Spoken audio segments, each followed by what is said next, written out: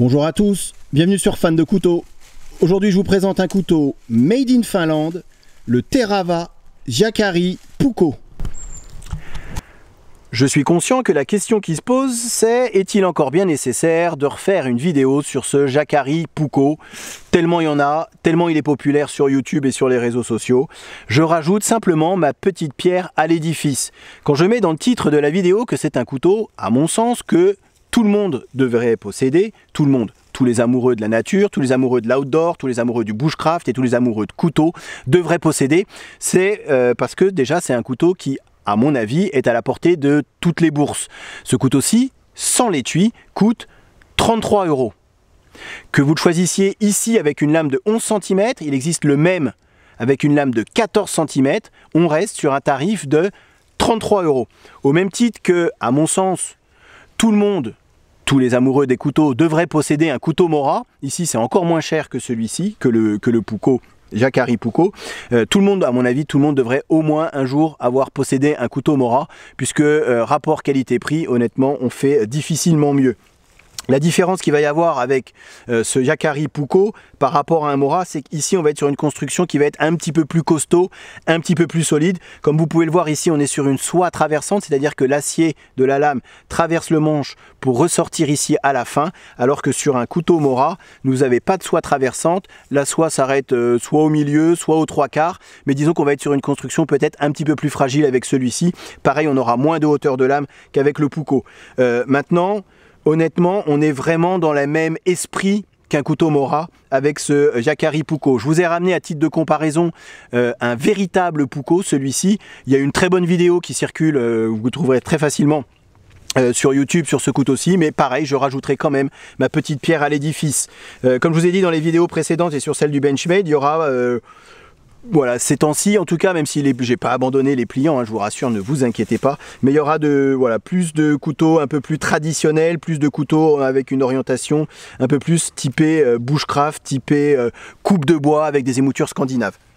Alors, on est sur ce couteau, le Jääkäri Puukko, sur une longueur totale de 24 cm, la lame c'est 11 cm, tout ça pour 33 €. Je vous montre l'étui tout de suite après. On est sur une épaisseur de lame. Je vous le compare avec le Mora. Ici, c'est le Compagnon Heavy Duty. Donc, c'est avec une épaisseur de lame un peu plus large que, un peu plus épaisse que ce que vous avez l'habitude de voir sur les Mora un peu plus classiques. Ici, donc le Heavy Duty. Ici, le Puukko. On est sur 4,2 mm d'épaisseur.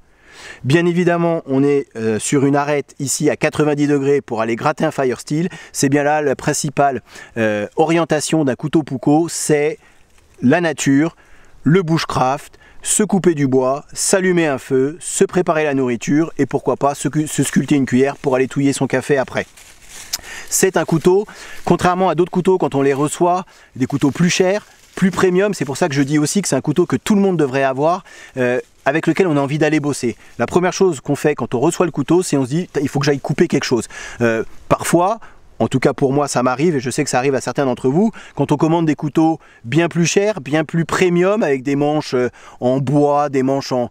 voilà, vraiment plus qualitatifs, on hésite toujours à aller bourriner avec, à aller faire du gros bâtonnage. On se dit toujours, tiens, j'ai dans la collection, j'ai chez moi des couteaux comme celui-ci, bien plus adéquats, qui coûtent que 33 €, avec lesquels on va vraiment pouvoir bourriner par rapport à des couteaux un petit peu plus premium, où on a toujours cette petite appréhension d'aller les abîmer. Voilà, ce couteau-ci, pas du tout. D'ailleurs, c'est marqué sur le site internet de ce couteau-ci, c'est d'ailleurs le seul endroit où vous pourrez l'acheter. Ça s'appelle Varusteleka. Je vous mets le lien dans la barre de description. Vous lirez le descriptif qui est marqué alors en anglais, où ils disent, alors c'est un peu vulgaire, moi je vais essayer de le mettre en version censuré, c'est un couteau, il n'y a pas de chichi tralala quoi. C'est un couteau avec lequel vous allez pouvoir bourriner, il n'y a pas d'excentricité, il n'y a pas la petite chose jolie, vous voyez, des petits pins mosaïques pour faire de l'embellissement, pas du tout, c'est du brut de forge, et d'ailleurs ça se voit, puisque niveau finition, honnêtement, peut mieux faire.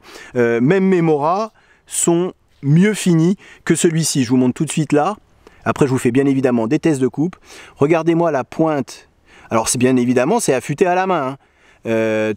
Mais c'est pas vraiment symétrique. Vous voyez ici sur la pointe, c'est légèrement décalé. Pareil ici, quand on chipote un petit peu, vous voyez, on voit vraiment, le gars, il doit en faire, je sais pas, peut-être 2000 par jour. Et donc, à un moment, il pourrait prends peut-être plus le soin d'aller faire vraiment du pur symétrique. Donc comme je dis, niveau finition, c'est pas ça, mais comme je dis, c'est pas ça qu'ils recherchent chez Varus Teleka avec le Terava Jacari Puukko. Ce qu'ils cherchent, c'est d'avoir un couteau solide qui est fait pour aller travailler avec. Et comme vous pouvez le voir, je me suis déjà pas mal amusé. Et là maintenant, je vous montre ce que ça peut donner. Alors ici, j'ai fait le choix de la lame de 11 cm parce que quand je pars en rando, j'ai pas besoin d'avoir une lame plus grande, et lorsque je pars en bivouac, ça dépasse jamais 1 ou 2 nuits, et j'emporte toujours avec moi une scie pliante et une hachette, donc j'ai aussi pas besoin d'avoir une lame plus grande. Maintenant, si vous êtes plus dans l'option du one tool only, donc ça veut dire de l'option d'un seul outil avec vous, un couteau, effectivement j'opterai pour la lame de 14 cm où on aura un peu plus d'inertie pour ce qui va être forcément les coupes à la volée, et on aura un peu plus de longueur de lame pour tout ce qui va être couper des sections de bois comme ici, où on pourra bien évidemment passer à travers des plus grosses sections et on n'aura pas besoin de se tordre dans tous les sens pour essayer de taper la lame.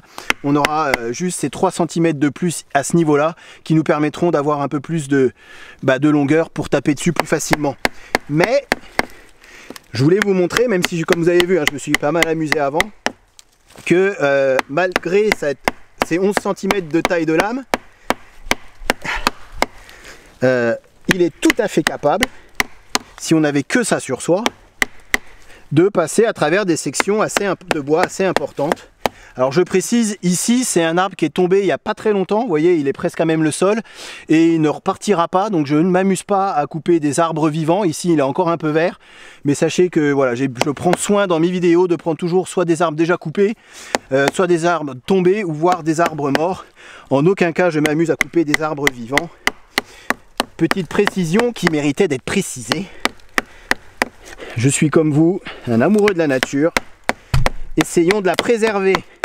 Voilà, donc vous voyez, avec 3 cm de lame supplémentaire, ça m'aurait été un peu plus facile. Mais la démo là, c'est fait pour vous montrer la solidité du couteau, qui n'est plus à démontrer d'ailleurs. Mais voilà, vraiment efficace, très confortable, zéro vibration dans le manche, ça absorbe énormément les chocs. Ici on est sur un manche en caoutchouteux. On a un bon grip, on a des bonnes courbures ici, ce qui nous permet d'avoir vraiment les doigts bien calés à l'arrière si on devait faire un peu de coupe à la volée. Alors là je me suis chopé bien le nœud, bien évidemment. Mais pour les coupes à la volée, là encore, avec une lame de 14 cm, un peu plus de poids. Je vous mets d'ailleurs le poids du couteau de celui-ci avec 11 cm et le poids du 14 cm dans la barre de description. Avec 14 cm on aurait plus de poids, plus d'inertie. Mais honnêtement, par rapport à un Mora, si je devais comparer ça encore une fois à un Mora, on a beaucoup plus de puissance pour les coupes à la volée. Le couteau ne part absolument pas. On l'a très bien en main. Zéro vibration. On est sur un tranchant que j'ai refait, je vous montre ça tout de suite après, qui va être assez fin et qui au final pénètre vraiment très bien dans le bois. On va parler de l'acier aussi. Mais vous voyez, si j'avais que ça sur moi, écoutez, je pourrais m'en sortir. Même si avec une scie pliante ou une hachette, le travail serait déjà fait et surtout beaucoup moins fatigant. Comme vous l'aurez remarqué, nous ne sommes pas en présence d'une construction plate semelle. C'est-à-dire que lors des phases de gros bâtonnage, il va quand même falloir faire attention de ne pas trop taper sur le manche, de peur 1 de l'abîmer et 2 d'avoir un début de décollement du manche sur la lame. Ensuite, la lame, on est sur une émouture scandinave. Alors lorsqu'on reçoit le couteau, c'est une fausse entre guillemets émouture scandinave, puisque c'est fait exprès, mais on reçoit le couteau, il est doté d'un micro tranchant en V.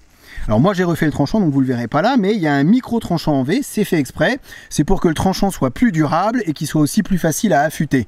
Maintenant sur ce type de couteau, honnêtement lorsque j'achète un Puukko, j'ai envie d'avoir une vraie émouture scandinave, c'est-à-dire que l'émouture, ça part de là et ça descend progressivement pour arriver au tranchant. Alors je l'ai repris à la pierre, Je vous ai montré dans une des dernières vidéos comment on convexifiait un tranchant, donc c'est ce que j'ai fait. Et j'arrive à un... il n'y a plus de ce petit V à la fin du tranchant et on est sur une vraie émouture scandinave. Pourquoi j'aime bien les émoutures scandinaves quand je travaille le bois, c'est que ça rentre très bien dans la matière. C'est vraiment une très bonne pénétration dans le bois. Et en plus j'ai un petit peu affiné le tranchant et pour moi c'est d'autant plus facile à affûter d'avoir ce genre de tranchant. Vous posez le couteau à plat sur la pierre et l'angle est déjà créé par ce côté plat ici. Alors après je vais mettre des guillemets. On serait en présence d'une trempe sélective. Donc, moi je n'invente rien, c'est marqué sur leur site internet. Quand je dis trempe sélective, c'est qu'on a deux HRC différents sur la lame. On serait sur l'extérieur de la lame sur un HRC de 52. Et sur l'intérieur de la lame, c'est-à-dire le tranchant et la partie de l'arête ici, on serait sur 59 HRC. Alors je ne suis pas métallurgiste, je ne connais pas le procédé qu'ils emploient pour aller avoir deux trempes différentes sur la même lame, mais... voilà, on serait en présence, c'est quand même difficilement vérifiable de savoir si on est vraiment sur 52 ici sur l'extérieur et 59 ici sur l'intérieur. Voilà, je vous dis juste ce qui est marqué sur le site. Les puristes et les purs métallurgistes pourront peut-être nous expliquer en commentaire comment on réalise une trempe sélective et si à 33 € on est vraiment en présence d'une trempe sélective. Voilà, je ne dis ça, je ne dis rien. Ensuite, honnêtement, je ne connaissais pas cet acier. Comme je vous ai dit, c'est un acier qui est assez populaire dans les pays nordiques. On en retrouve le 80 CR V2, on en retrouve pas mal sur la plupart des couteaux en acier carbone des pays du Nord et ça tient vraiment très bien la coupe. C'est pas l'acier de l'espace, c'est pas du M390, tout ce genre d'acier. On sent que ça a travaillé, mais ça coupe encore très fort. Vraiment, pour tout ce que je lui ai mis dans la tronche cet après-midi, honnêtement, on a un tranchant qui est vraiment très satisfaisant. En plus, moi, je l'ai légèrement affiné par rapport au tranchant d'origine. Donc, franchement, je n'ai rien à dire sur la qualité de l'acier. En tout cas, à ce tarif-là, honnêtement, on peut difficilement mieux faire. Alors, le bâtonnage, honnêtement, c'est de la rigolade. Alors oui, j'ai repris le bout de bois que j'avais déjà coupé, mais c'est vraiment juste pour la démo. Là, le bois est très dur et comme je vous dis, j'évite quand même de taper sur ce genre de manche. Même si là, c'est du solide. Alors il y a un de ces nœuds, mais il va y arriver. Donc là, ce qui est bien avec ce pseudo talon dépassant, c'est qu'on va pouvoir lui taper dessus. Voilà, pour replacer le couteau. Vous voyez, sans problème. Ça, c'est pratique. Par rapport à un Mora ou à d'autres couteaux. Là, il n'y a pas grand chose qui dépasse, mais vous voyez, ça va quand même le faire. Hop, voilà. Sans difficulté.